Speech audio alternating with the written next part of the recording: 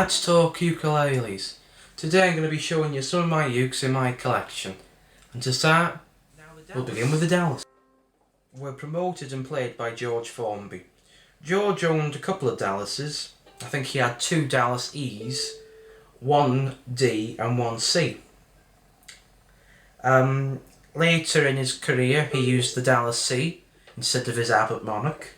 As it was damaged, his Dallas C replaced it. And in his earlier career he used the Dallas D.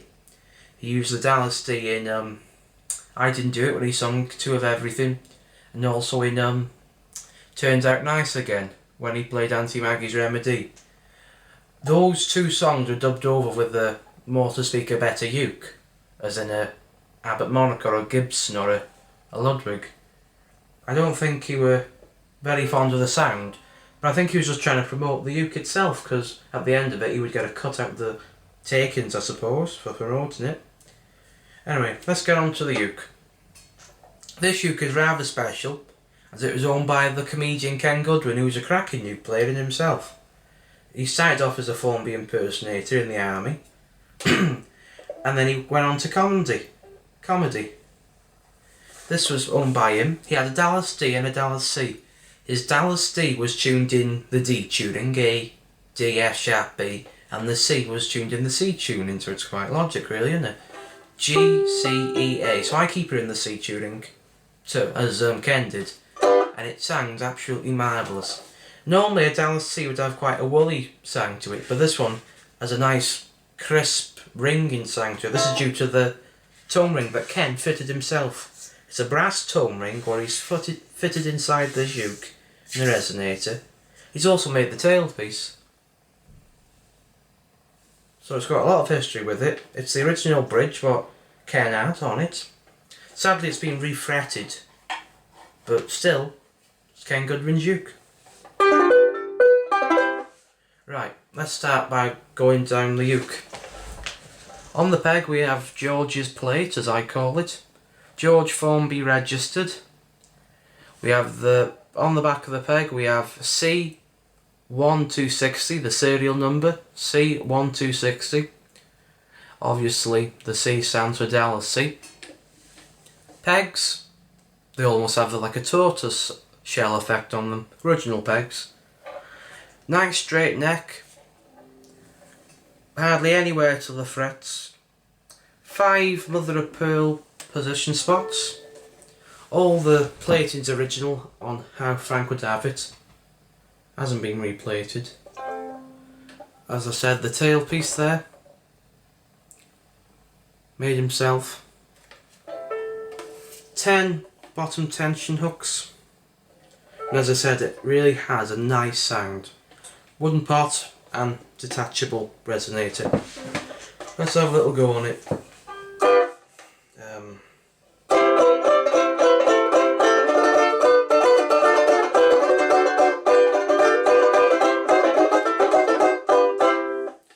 We come on to the Abbott. Again, I have this tuned in C.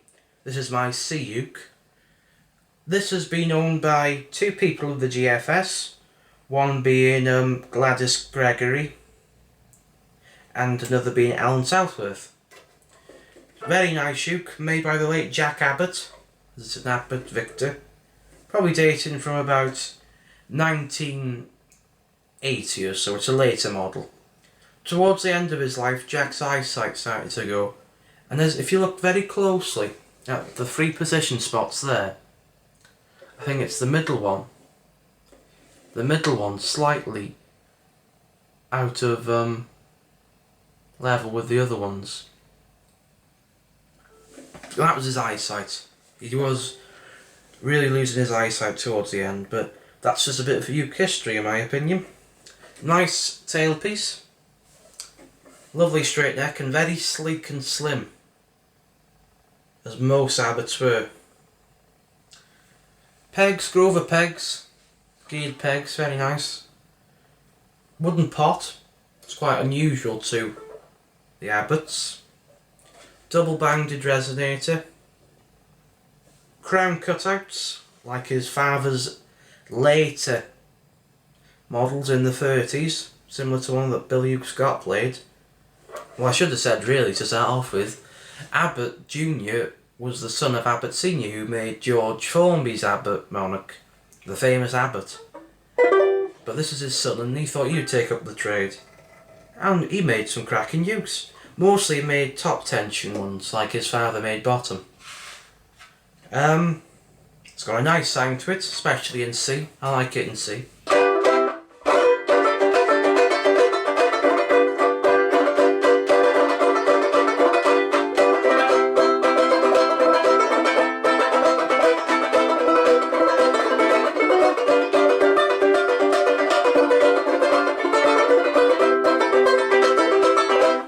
Both Abbott and Dallas were made in the UK, so British made, all made in England, in the heyday of when Britain made quality stuff. Anyway, let's get down to all the basics on this uke. Veneered peghead with the Abbott transfer on there. I think it looks very 70s in my opinion, if you know what I mean.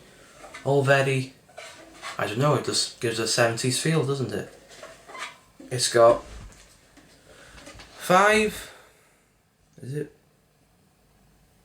6 mother of pearl position spots. The double one is marking the 12th fret, the octave. As I said, a nice tailpiece. 16 top tension hooks, or rods as we should say in this case. Crown cutouts. Double banded resonator. Button on the back, as his father did. I don't know if you could see this, but there's a very small amount of inlay on the heel there. This tailpiece can also move up and down. As I said, it's got a nice sound to it. And there we are, that's the Abbott. This must be my favourite uke of the lot. This uke was made in about 1929 when the Ludwig factory were going into bankruptcy just after the Wall Street crash. They start because people couldn't afford the more fancier crown type. They made a different type using the Wendell Hall resonator, which is more affordable and didn't use as many parts as you could say.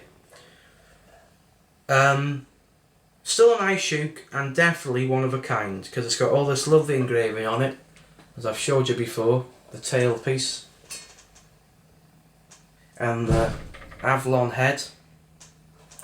This uke has been owned by 2 past presidents of the George Formby Society, one being John Croft and another being Bernard Young.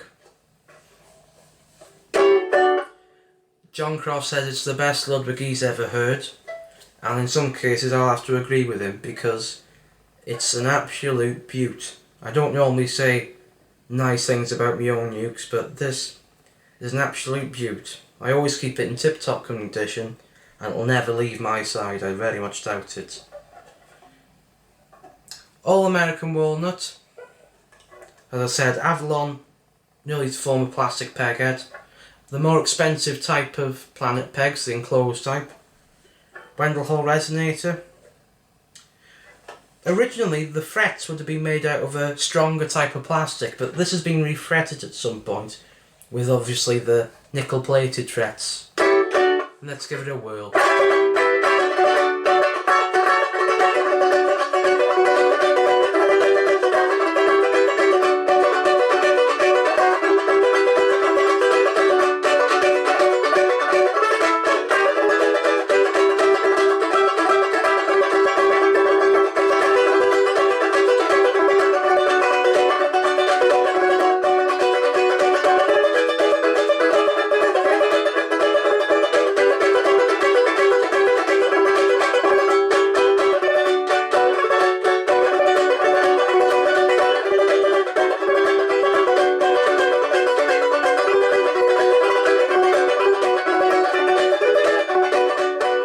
Anyway, that's some ukes from my collection. Hope you enjoyed this video. Come along and see me, riding